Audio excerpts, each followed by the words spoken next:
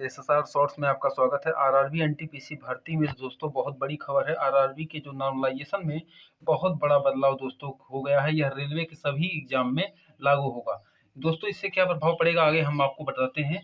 दोस्तों यहाँ पे देख रहे हैं कि आप परसेंटाइल स्कोर सबसे पहले कैलकुलेट होगा, इसके बाद जाके आपका नॉर्मलाइज स्कोर कैलकुलेट किया जाएगा। किस तरीके से दोस्तों आप यहाँ पे देख सकते हैं कि जो परसेंटाइल स्कोर आपका निकाला जाएगा वो number of candidates appeared in the shift with raw score equal और लेस देन द कैंडिडेट को टोटल नंबर ऑफ जितने कैंडिडेट अपीयर्ड हुए हैं इस शिफ्ट में इनटू 100 से मल्टीप्लाई करने के बाद ये आएगा। मान चलिए दोस्तों, अगर मान के चलिए कि 100 कैंडिडेट हैं, फॉर एक एग्जाम्पल से आपको हम बताने की कोशिश कर रहे हैं।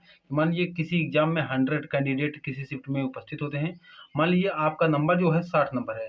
आपसे नीचे पाने वाले मान के चलिए कि 60 नंबर से नीचे पाने वाले मान के चलिए कि 50 कैंडिडेट हैं, तो 50 बटा टोटल अपीयर कितने हुए 100 इंटू 100, मतलब आपका जो परसेंटाइल दोस्तों बन जाएगा वो 50 परसेंटाइल बन जाएगा।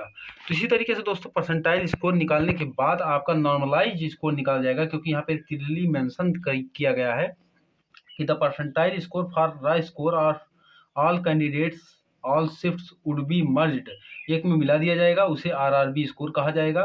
Which will be then used compilation of results, तब जिसका प्रयोग जो होगा वो रिजल्ट बनाने में किया जाएगा for deciding the merit allocation के लिए। इसके बाद दोस्तों क्या होगा, calculation of normalize mark X is the percentile of a candidate. इसके बाद जो आपका परसेंटाइल स्कोर निकल के आएगा दोस्तों, उसमें क्या होगा कि एक बेस शिफ्ट होगा। सभी जितने भी शिफ्ट होंगे उसमें से एक ऐसा शिफ्ट बनेगा, जैसे आप जानते हैं एसएससी सीजीएल वगैरह में या एसएससी के एग्जाम में होता है कि चाहे जितने शिफ्ट में हो एक शिफ्ट को बेस शिफ्ट बना दिया जाता है। उसी के अकॉर्डिंग दोस्तों हर एक शिफ्ट का नॉर्मलाइज किया जाता है। उसी तरीके से दोस्तों ये भी है कि एक शिफ्ट इसमें से परसेंटाइल वाला वो बेस शिफ्ट निकलेगा। इसके बाद मान के चलिए कि जो आपका है नॉर्मलाइज स्कोर कैसे कैलकुलेट किया जाएगा, y2 minus y1 upon x2 minus x1 into x minus x1 plus y1। यहाँ पे n नॉर्मलाइज मार्क है। x2 क्या है, x2 immediate higher percentile score in the base shift. जो बेस शिफ्ट में दोस्तों सबसे ज़्यादा परसेंटाइल जिस बच्चे का है उसको रखा जाएगा।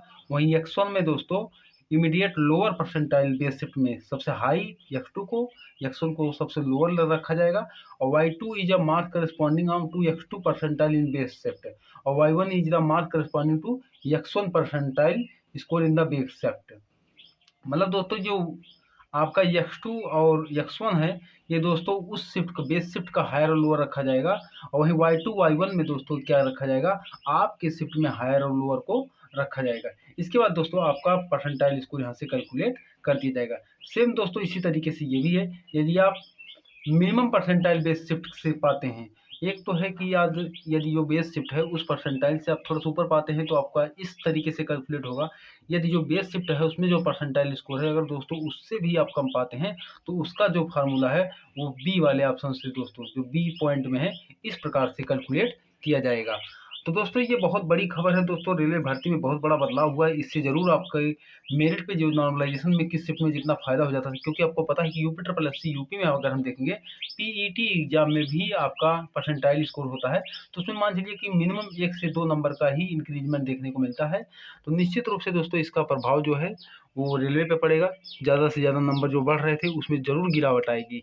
जैसे ही कोई अपडेट निकल के आएगा आपको इस यूट्यूब चैनल के माध्यम से बता दिया जाएगा। चैनल जरूर सब्सक्राइब कर लेना। मिलते हैं नेक्स्ट वीडियो में, तब तक के लिए जय हिंद जय भारत, बाय बाय।